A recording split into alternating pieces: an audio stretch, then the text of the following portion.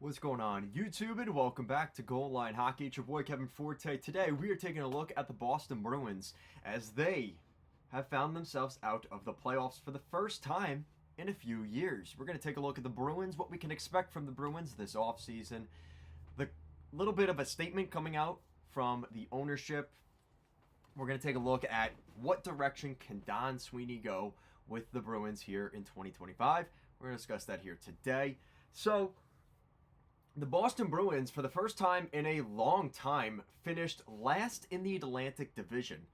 You know, I knew the Bruins were not having a great season this year, and it was kind of expected. I think everything. I just don't think the Bruins really recovered from the Jeremy the Jeremy Swayman situation coming into this season, and it almost acted as a little bit of a distraction. Maybe this team just isn't as good as maybe some people thought they could still be. And then next thing you know, they find themselves behind the Sabres, Red Wings, Canadiens, and Senators in the NHL standings, which a year ago, they were ahead of all four of those teams. How the mighty have fallen in Boston. The Bruins were winning President's trophies, going on deep playoff runs through most of the 2010s.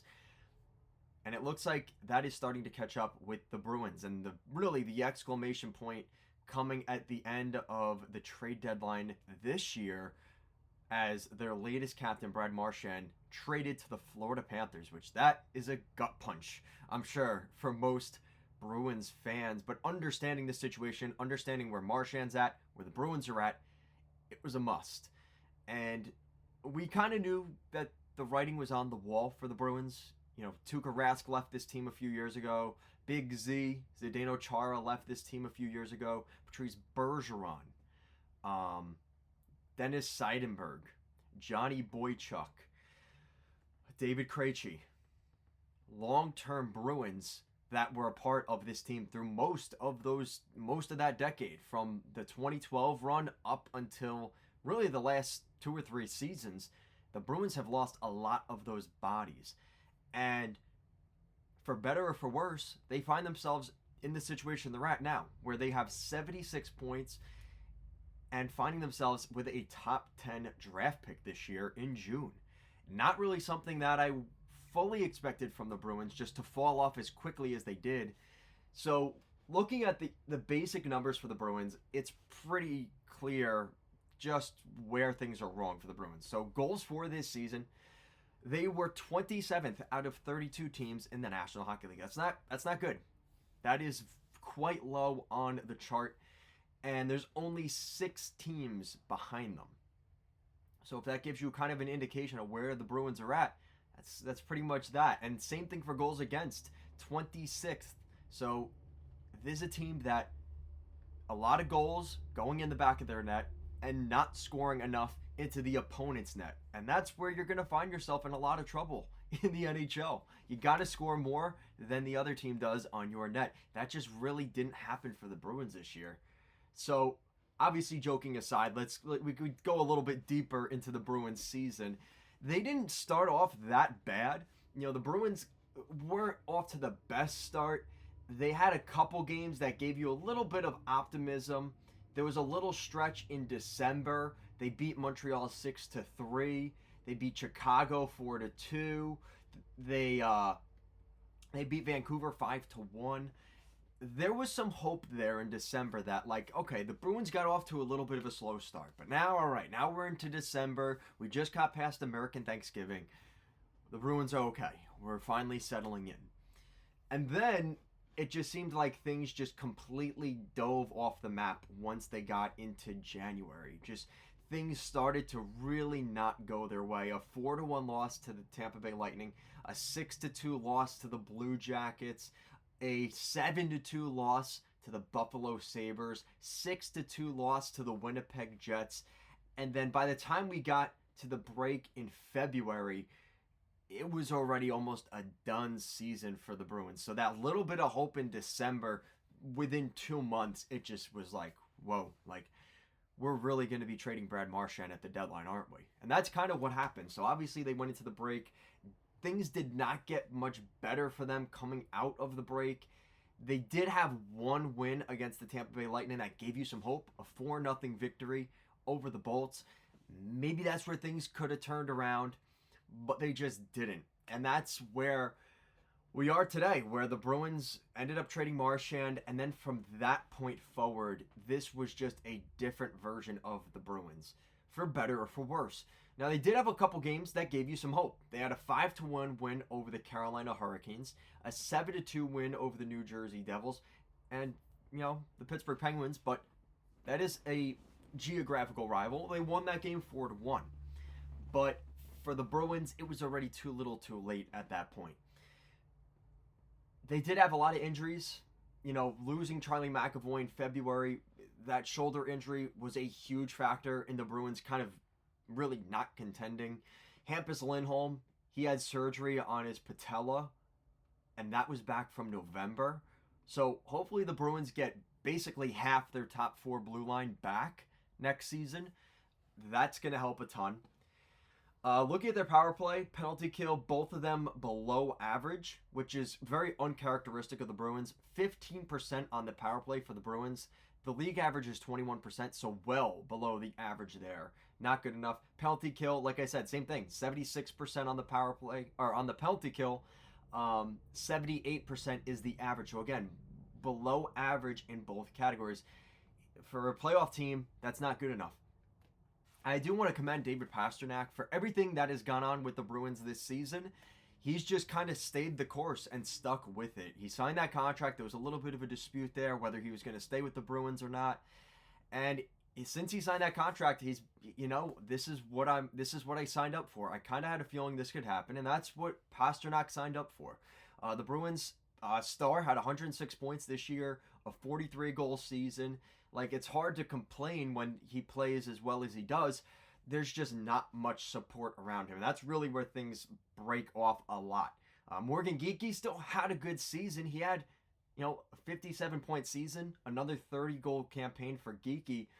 But again, you just want to see more there. Pavel Zacha didn't even hit the 50-point mark. He's a top 6 center on the Bruins. Like, those are the kind of things you would like to see a little bit more from him. Again, hard to blame Charlie McAvoy. He played 50 games this year and really fought through those 50 games. There's a lot of younger guys that we aren't really sure how long they're going to be here, like Cole Koepke, Justin Brazeau. Like, they're kind of getting to that point now where if they're not going to figure it out this year or next, they're probably going to move on from them if they aren't already thinking about that. The future looks bright, though, with guys like Matt Poitras. He played in 33 games. He only had 1 goal. But again, he only played 33 games. That was part of the reason he didn't play the whole season, is he only put up 1 goal basically through half the season. That's just not really going to work. John Beecher is a defenseman. There's definitely some growing pains there, but he is 23 years old. That's kind of the thing with the Bruins, is there's so many guys on this team that, like, they're either just getting to that point where, like, the Koepkes and, like, Peak and Brazeau, where you're like, is this really what these guys are, or is there still more untapped potential here? But those guys did not put in enough, unfortunately. The higher end guys, as good as Geekie and Zacha were for what we expect, it still wasn't enough. I will say the one good thing for the Bruins this season was the experience for the young guys, especially on defense. I think that really is going to pay forward for them in the future. One concerning thing I really will say too, just kind of looking at the team stats, Mason Lohrei with a -43. That's not the highest in the league, but that's definitely one of the highest in the league. One of the highest minuses in the National Hockey League. So that's hopefully something that will get cleaned up next year. I'm sure the Bruins coaching staff will pay attention to that, because as much as it's probably not all Mason Lohrei's fault, that is a number that is quite high compared to the rest of the team. If the Bruins were last in the NHL standings and everybody was a -20 on average and he was a -43, that's one thing. But he's one of a lot of the Bruins team actually is in the plus category despite being last in the Atlantic Division. So, I think at the end of the day, the Bruins, what's that saying? Like, Father Time has caught up to them. And that's really what this is for the Bruins. It's just the shift in that division. We're starting to see a lot of really good teams in that division. Buffalo got better. Detroit, even though they're frustrated, just like Buffalo, they're still getting better. Ottawa and Montreal finally made the jump back into the postseason. They punched the ticket that the Bruins have been punching to the playoffs the last few years. That's now in the reign of Montreal and Ottawa. So, I think the question isn't really more so like, how do we get back to the playoffs next season? I think the Bruins realize we might need 2 years to just reset things, because we still have some really good players on this team. We still have Lindholm, who's only 30 years old, right? They just signed him. So Lindholm's still here. Pasternak, he's 28 years old. He hasn't even hit his 30th birthday yet. Even McAvoy is a really solid defenseman. He's 27. A lot of this Bruins team is still young. It's a matter of putting the pieces around them and kind of going through maybe a 2-year retool instead of full-on rebuild, a slight retool to get this team back on track. I think that the Bruins know that there's enough patience here. They understand that missing the playoffs sucks, but maybe this is what the Bruins needed just to wake up and realize, listen, there needs to be some changes here. And I think it's better that they miss the playoffs than make the playoffs and get bounced by a team in the first round that you just don't think they were going to beat. Did we really think they would have beaten Washington or Toronto or Tampa or Florida? Was there really a world where we thought they were going to beat any of those teams in the East? Probably not. So it's definitely looking like things are hitting to the point of road bump, and maybe more than just a road bump at this point, maybe a flat tire. But this is correctable for the Bruins because, like I said, the core of this team is still in their late 20s, early 30s. As crazy as it sounds, the Bruins have done a very good job at, despite losing some of those big guys I mentioned in the beginning of the video over the last 5 years, they have still found a way to bring in star players and core, glue, impactful players to keep the Bruins relevant even in 2025, even in a year where they missed the playoffs. So that's going to do it for today's video. A lot of questions about Jeremy Swayman too. We're probably going to get more clarity about that. I don't think that Jeremy Swayman will get traded, but you never know. Crazier things have happened. His regression has definitely been something that's documented and talked about, and I wonder if a team's willing to take that contract and kind of see where it goes. Like I said, I don't think it's likely, but I wouldn't be surprised if the conversation is at least heard. You start hearing rumors about what teams maybe at least are asking the Bruins what the price could be. So I'll leave it at that.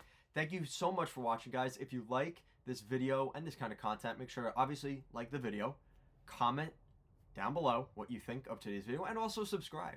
That way you get more updates on the channel as we're going through the playoffs, getting ready for the draft and free agency in June and July. It's going to be an exciting off season. It's already an exciting playoffs just through the first weekend. I'm really looking forward to speaking with you again soon. Thanks for watching. I'll see you again next time.